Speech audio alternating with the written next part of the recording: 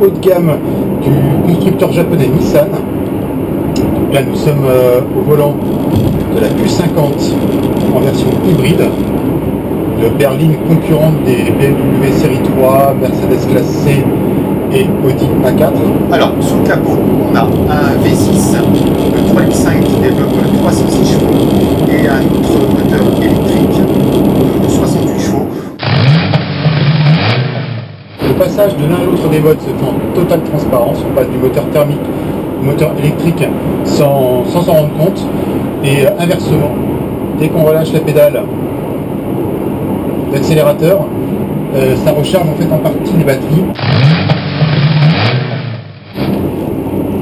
Alors cette petite alerte qu'on entend, c'est une alerte de franchissement de ligne, c'est-à-dire que ma voiture s'est légèrement déportée, soit généralement involontairement, lorsque la fatigue se fait sentir. Dans un premier temps, une alerte sonore, un petit bip qui retentit, vous l'avez entendu, et il est même possible de paramétrer le véhicule pour que la voiture corrige d'elle-même la trajectoire et remette le véhicule entre les deux fils. Là on voit par exemple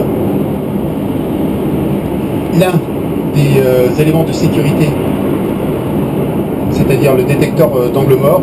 Quand ça s'allume, c'est-à-dire qu'il y a une voiture qui déboule à l'arrière dans l'angle mort, et donc il y a la même chose de l'autre côté. Autre élément de sécurité, un système anti-collision, c'est-à-dire qu'il y a une caméra qui est placée dans le bouclier qui analyse le véhicule qui vous précède, mais également celui qui est devant. Alors, si la voiture qui est donc devant ralentit, le véhicule ralentit également. Et même par exemple lorsque la voiture qui vous précède est arrêtée, voilà, là je fais rien et la voiture s'arrête toute seule.